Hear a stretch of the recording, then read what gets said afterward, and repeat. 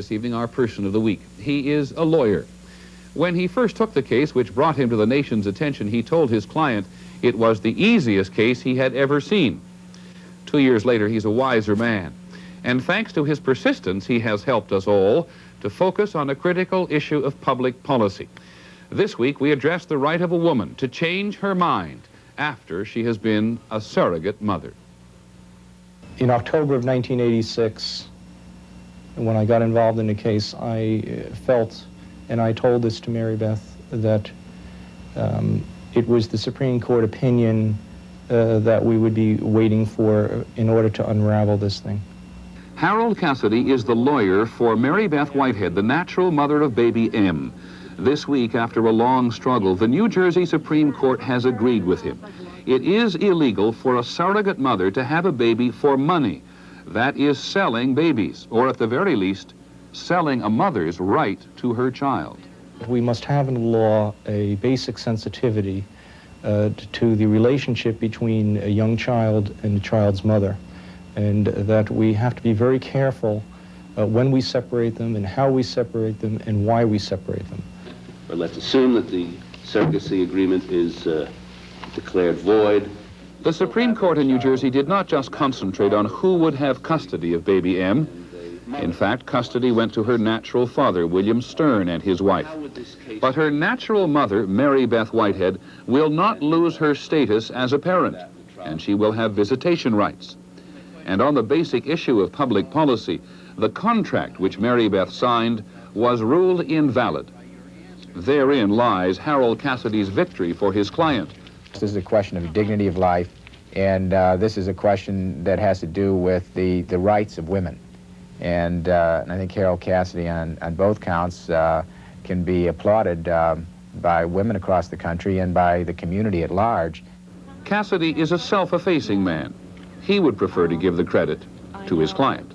It was important to her not only to preserve what was at stake for herself and her child, but to see that what came out of this case was good law. Harold Cassidy is 42 years old and he believes in the law. When he was a younger man, he studied to be a priest. During the Vietnam War, he was a conscientious objector and served instead as an orderly in a New Jersey hospital. He didn't become a priest. He is married today and has 4 children of his own. He has done much of the work on this case for nothing, which is also true of lawyers on the other side. Often there are certain people who have rights that will go unprotected if lawyers won't stand up for them. The New Jersey decision which Harold Cassidy won for his client does not by any means remove the subject of surrogate motherhood from the public debate. This case is resolved. The issue is not. Now our attention has to turn to legislation that reaffirms the notion that pregnancy is not a service women provide for other people, and pregnancy is not something one buys.